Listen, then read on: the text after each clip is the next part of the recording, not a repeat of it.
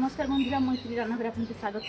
তো আজকে বাগান থেকে কথা বলছি। বাগানের একটা সবজি রেসিপি করে দেখাবো। তো বাগানে কী সবজি তুলছি দেখতে।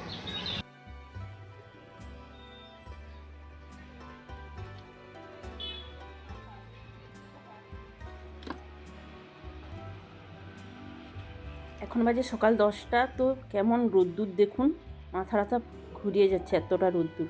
তো তুলে নিয়েছি, চলুন যাই ঘরে এবার কাটাকুটি করি। আজকে আমি বানিয়ে দেখাবো পুঁই শাকের চচ্চড়ি। তো সঙ্গে কুঁদরি আলু দেবো। তো কীভাবে বানাই দেখতে থাকুন। তো এখন নরম নরম পুঁই শাক ডাঁটা। তো কীভাবে আমি রেসিপিটা করছি দেখতে থাকুন, আশা করি ভালো লাগবে। তো দারুণ লাগে খেতে আমার, এইভাবে বানিয়ে দেখবেন। তো আমি কীভাবে বানাচ্ছি দেখুন। তো কেটে নিই সবজিগুলো।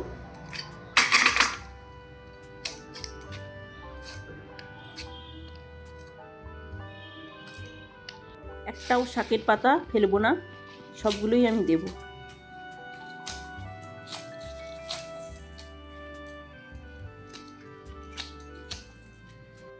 কুঁদরিগুলো আমি লম্বা লম্বা করে কেটে নেব।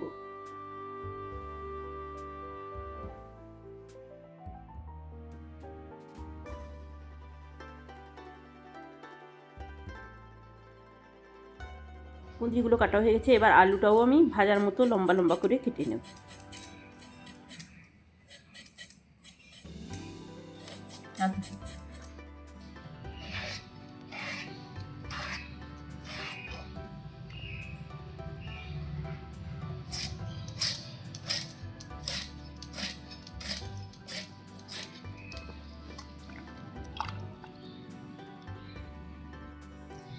তো কাটাকুটি করার পর ধুয়ে দিয়েছি আলু আর কুঁদরিটা, এখানে ধুয়ে রেখে দিয়েছি। শাকটাও ধুয়ে রেখে দিয়েছি, পুঁই শাকটা, ডাঁটা শাকটা।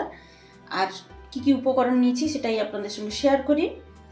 তো সর্ষের তেলে রান্নাটা করব। সর্ষের তেল নিয়ে নিয়েছি। এখানে বড় 3টে সাইজের পেঁয়াজ কুচি করে নিয়েছি।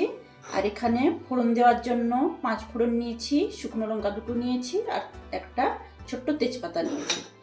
আর নিয়েছি এই যে কালো সর্ষে 1 টেবিল চামচ,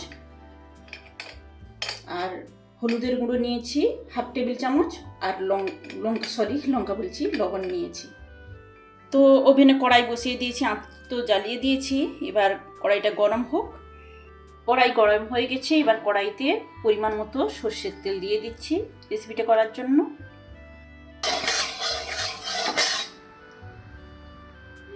তেলটা গরম হয়ে গেছে। তেলের মধ্যে তেজপাতা, 5 ফোড়ন, শুকনো লঙ্কা দিয়ে দিলাম। একটু নাড়িয়ে চাড়িয়ে ভেজে নেব মশলাটাকে।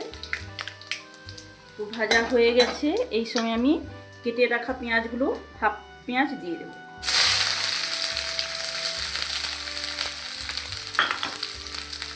একটু নাড়িয়ে চাড়িয়ে পেঁয়াজটাকে একটু হাফ ভেজে নেব। পেঁয়াজগুলো দেখুন মজে এসছে, হাফ হাফ ভাজা হয়ে গেছে। তো এবার আমি পরবর্তী স্টেপে যাব। এবার ধুয়ে রাখা কুঁদরি আলুগুলো কড়াইয়ের মধ্যে দিয়ে দিচ্ছি, দিয়ে একটু নাড়িয়ে চাড়িয়ে নেব। কুঁদরি আলুগুলো নাড়িয়ে চাড়িয়ে নেওয়ার পর পুঁই শাকগুলো দিয়ে দিচ্ছি আমি। এবার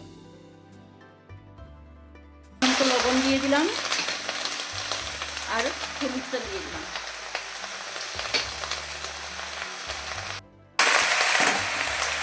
এবার নাড়িয়ে চাড়িয়ে দিয়ে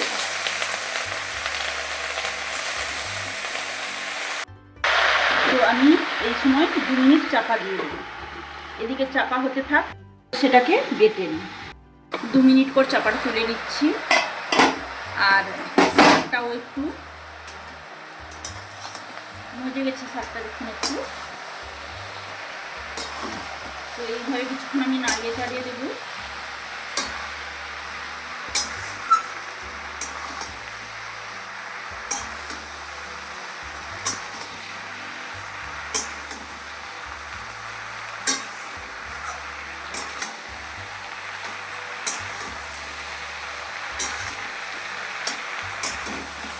এরকম কিছুক্ষণ নাড়াবো, 1-2 মিনিট মতো। কীভাবে বলুন তো, শাকের যে একটা সবুজ গন্ধ থাকে সেটা চলে যাবে নাড়াবো।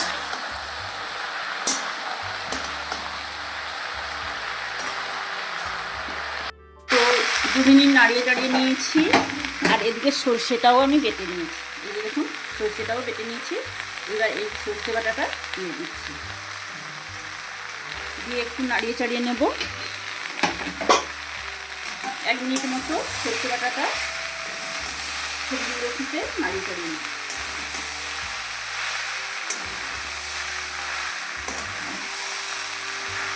সর্ষে বাটা দিয়ে নাড়িয়ে চাড়িয়ে নেওয়ার পর 2 বাটি পরিমাণে আমি জল দিয়ে দিচ্ছি।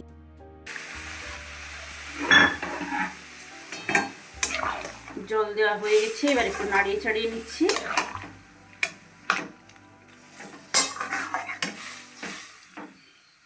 তো এইবার কি করব বলুন তো, এই যে পেঁয়াজ কুচিটাকে এর উপর ছড়িয়ে দেব।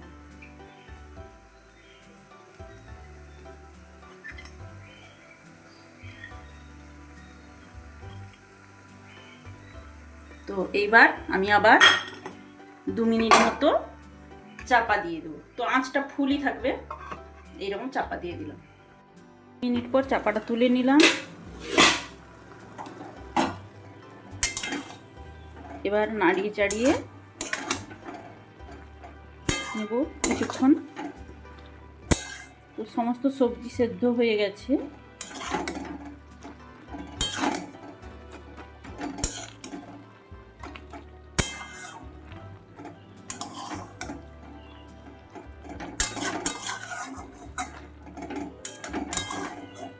তো এইভাবে 2 মিনিট মতো আমি নাড়িয়ে চাড়িয়ে নিব।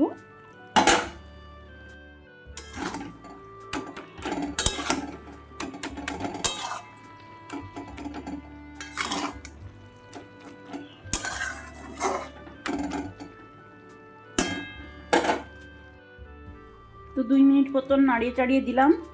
এবার আঁচটা একদম লো করে দিয়েছি, আবার একটু চাপা দিয়ে দেব। 1 মিনিট মতো এইভাবে চাপা দেওয়া থাক। মিনিট পর চাপাটা তুলে নিচ্ছি। আঁচটা কমিয়ে দিতে আরও জল বেরিয়েছে দেখুন। তো এইভাবে কিছুক্ষণ আমি নাড়িয়ে চাড়িয়ে নেবো, আর চাপা দেবো না।